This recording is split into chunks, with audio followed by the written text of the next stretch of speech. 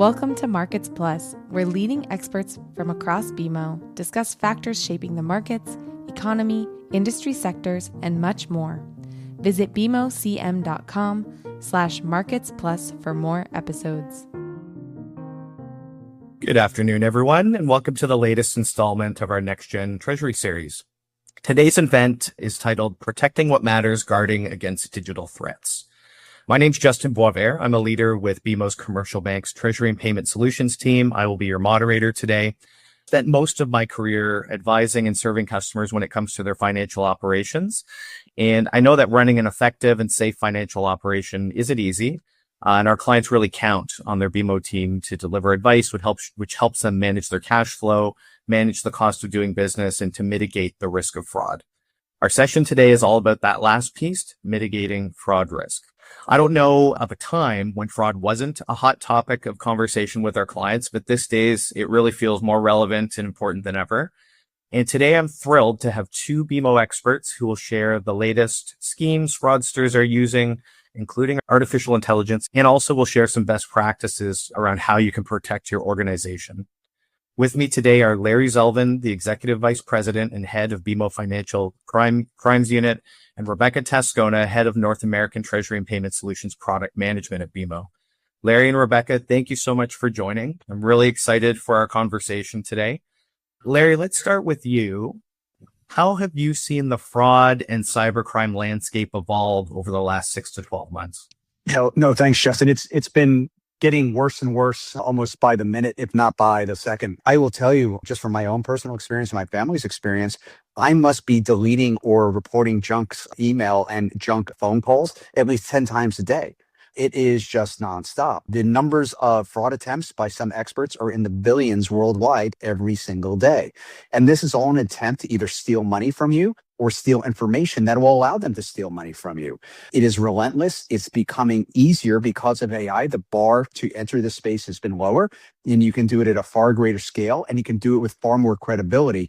So it's never been more important to understand what's going on and how to best defend. So I hope folks will take some of the things we have to say to heart and better protect themselves and their families and their businesses. Thanks, Larry. Yeah, it's a really scary and interesting time that we've entered here with the rise of artificial intelligence. Rebecca, I want to ask you the same question. What trends are you and your team seeing recently when it comes to cybercrime and fraud?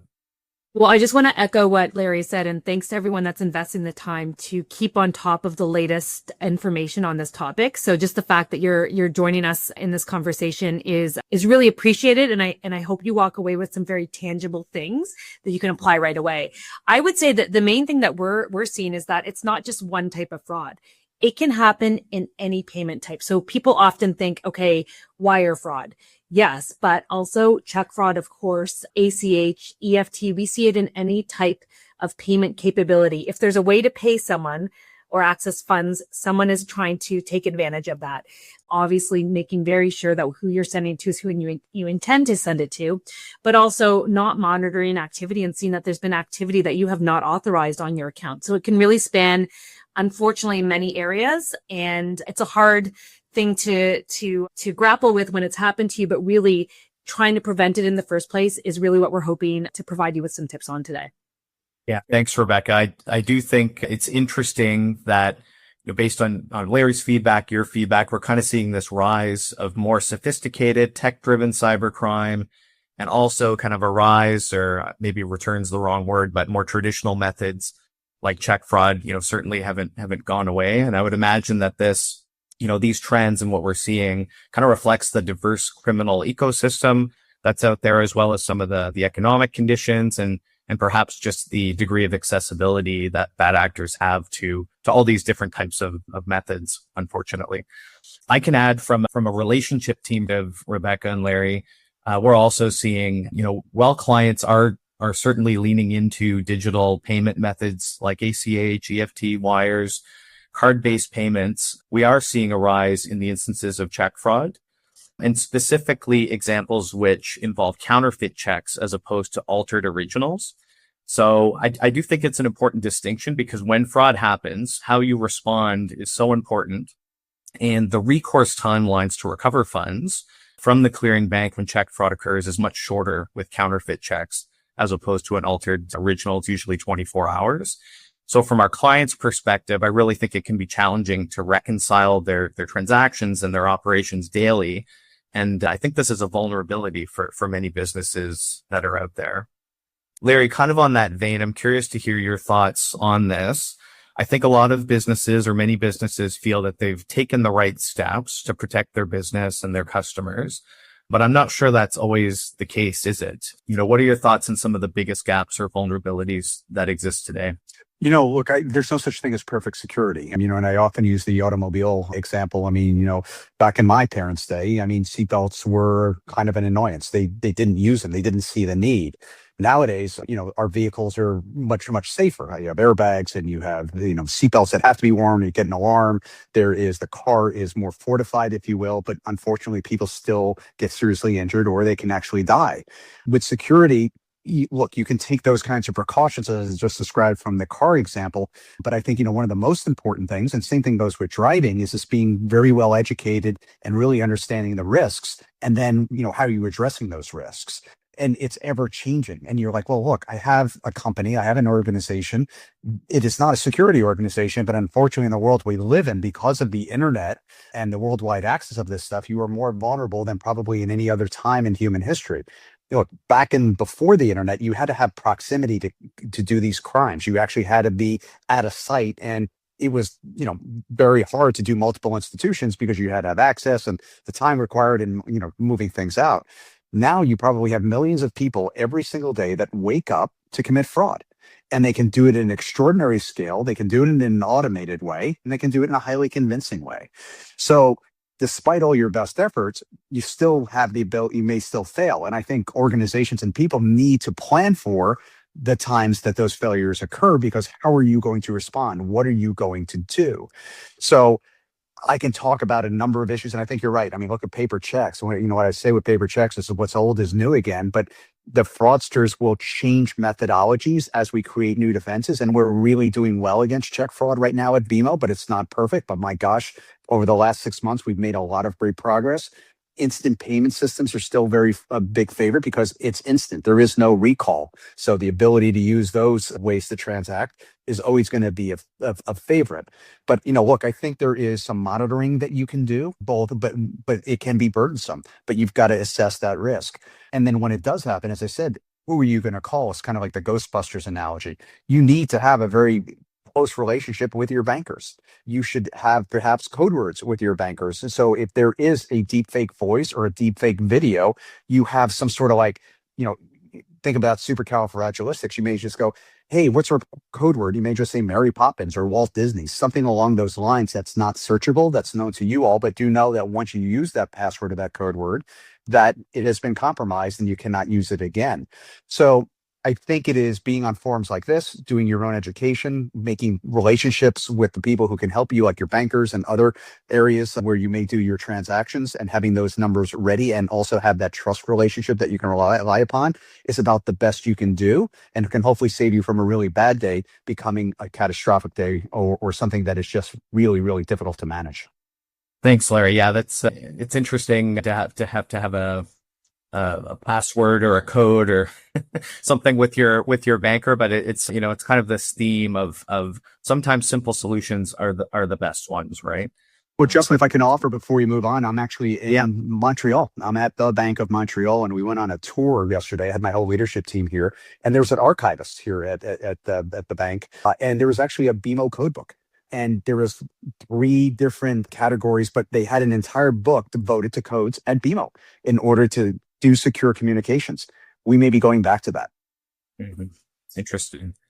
Yeah, I know certainly some of the trends more recently have been around authentication through biometrics, your face, your eyes, your voice. Some of the questions we've gotten from our audience today kind of put into question the reliance on phone calls. But I think, from BMO's perspective, it's all about the integrity of the information we have with our customers, and also, just kind of having a way to authenticate or know who's on the other end of the line, knowing your customer, knowing your banker. It's actually a really reliable way to authenticate from my perspective. Rebecca, from the perspective of vulnerability, are you seeing anything different in the market today, further to what Larry's kind of commented on? Yes. So I think what Larry's describing is employees receiving instructions from something and wanting to make sure that that the instructions are coming from a reputable source or the actual person. And, you can think about that in many ways. It could be a phone call. It could be written instructions coming through email or other ways. And I think the thing that we're seeing that's making companies vulnerable is just speed. Everyone's so busy. They receive something in their inbox and they want to just get it out of the inbox, so they're acting on it. And really, I would say this is the area that companies need to remember they're their best first line of defense. So one thing we would really encourage is actually, this is the place you want friction. Slow it down. I use the analogy stop, drop, and roll. You know how we all know what that is, or many of us do. Think of what it is in this sense. Stop, call, verify. Read what you're receiving.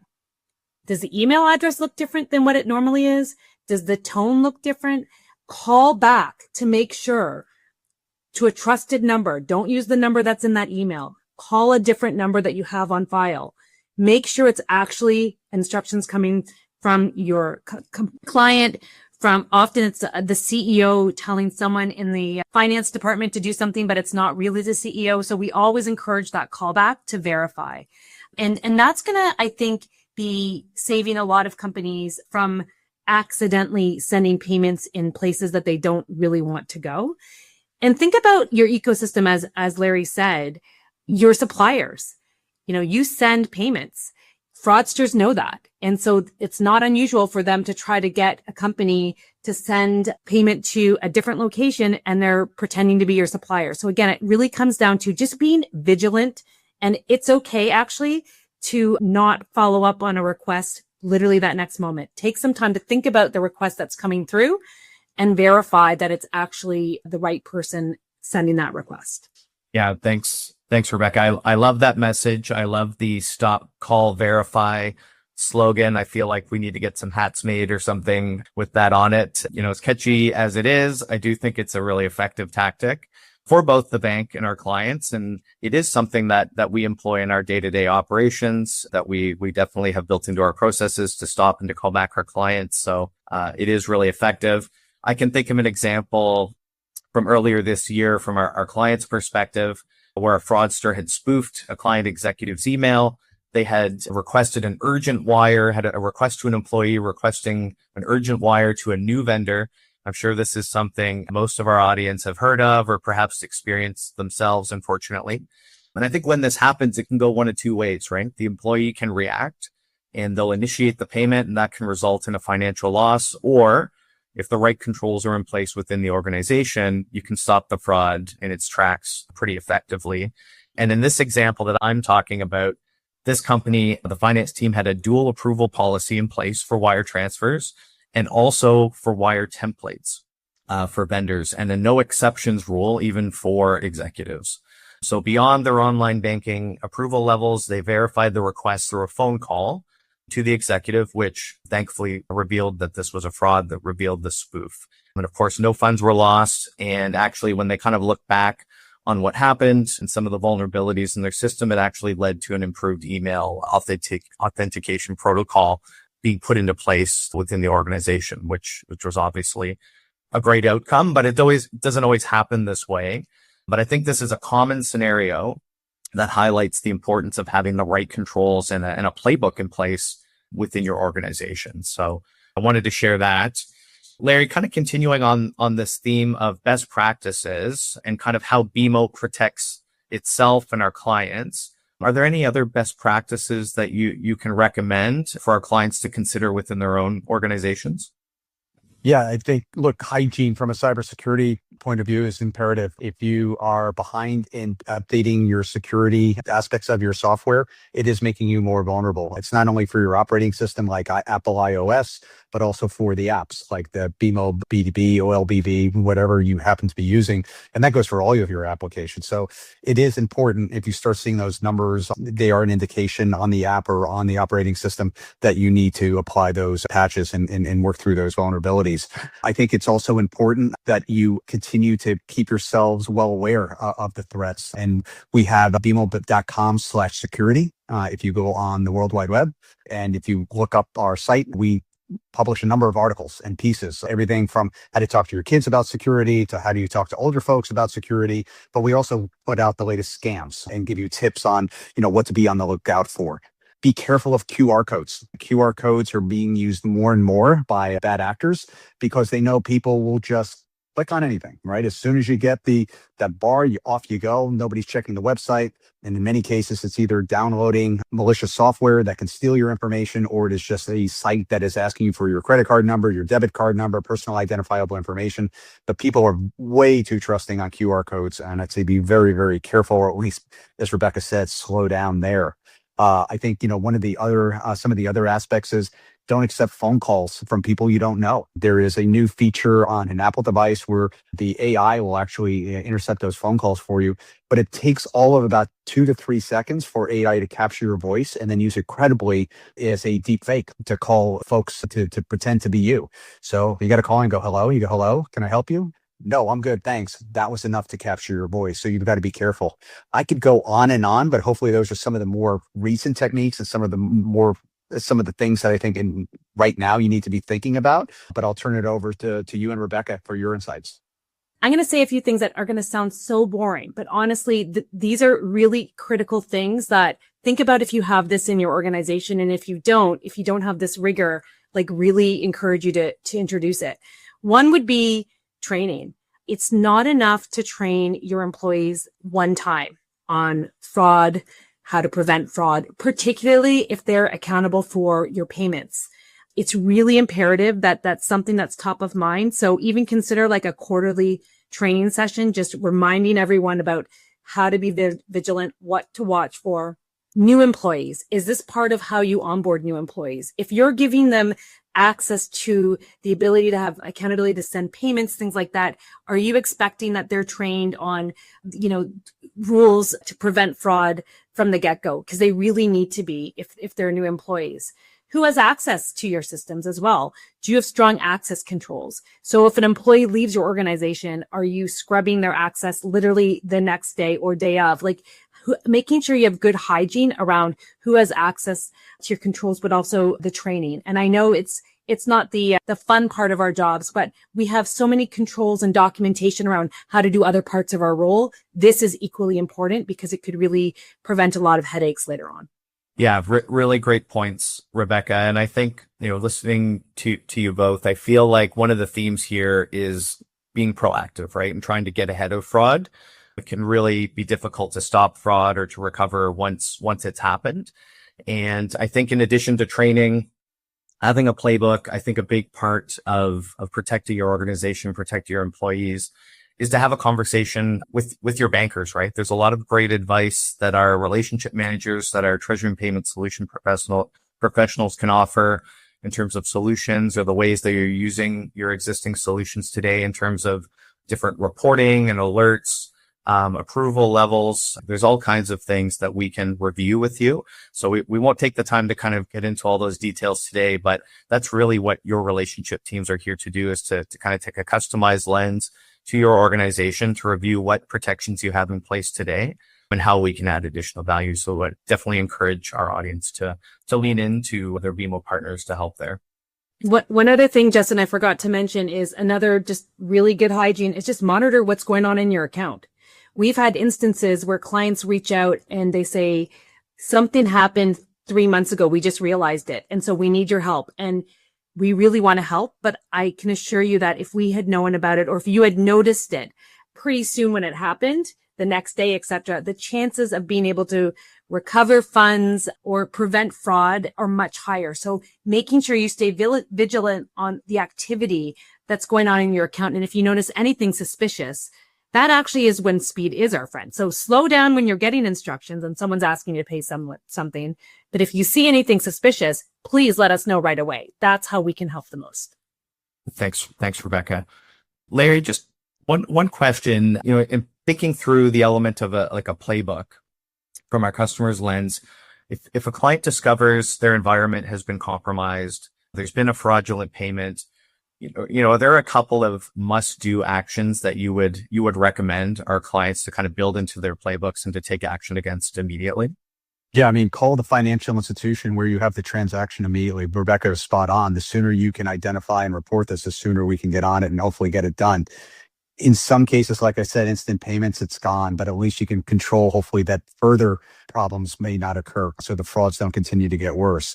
Even on the slower payments like checks, if it comes in 48, 72 hours, unfortunately, that may be too late. Same thing with wire. So you've got to, time is of the essence. I think reporting it to law enforcement, but do know when you report it to law enforcement, they may not take a lot of action. But I do think from a statistics point of view and an ability for all of us to understand the environment, I would still encourage. In Canada, you have the Canadian Anti-Fraud Center, which is under RCMP. In the United States, you have the Federal Trade Commission. You have the FBI IC3 to make those reports, because I think it also helps help others from getting the same kind of fraud you did.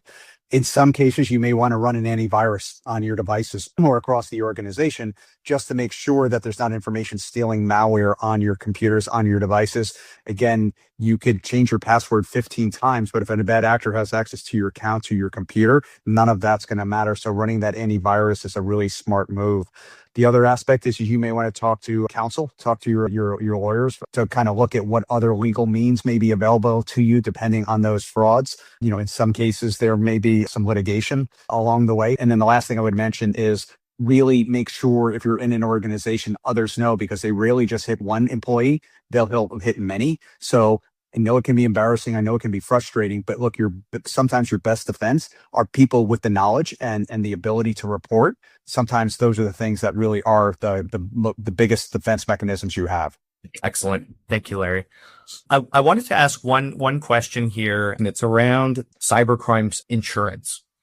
Do either of you have any perspective on whether that's something that's important to our clients to have in place or to kind of be part of their overall risk management strategy?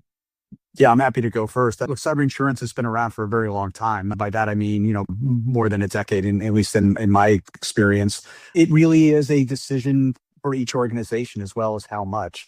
There are some challenges around cyber insurance. So it's both a yin and a yang. I mean, the yin is that if you qualify and you meet the policies as it's stated, yes, you have that money available. But the problem becomes is a lot of insurers are making it really difficult to file a claim in which they'll reimburse.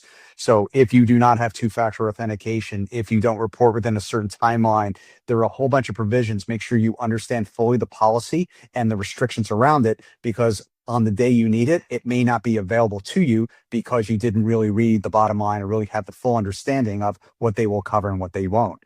If you do get coverage, in some cases, insurance companies will go out to the lowest bidder as far as the remediation, particularly in cybersecurity. I've had many of our customers call and going, we've had these people on site for 2 to 3 days. It doesn't seem like they know what they're doing. They're not making any progress. What the heck is going on? And then I ask them if they have cyber insurance and have they activated it.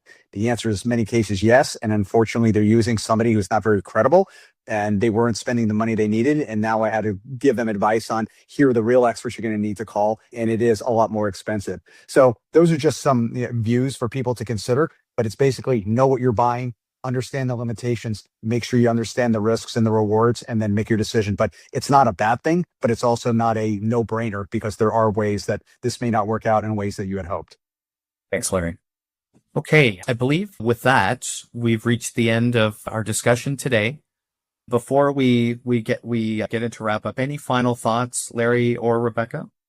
I think we've hit on this theme a couple of times, but I just want to reiterate, with the advent of real-time payments, real-time payments are here now, and payments moving at an ever faster speed.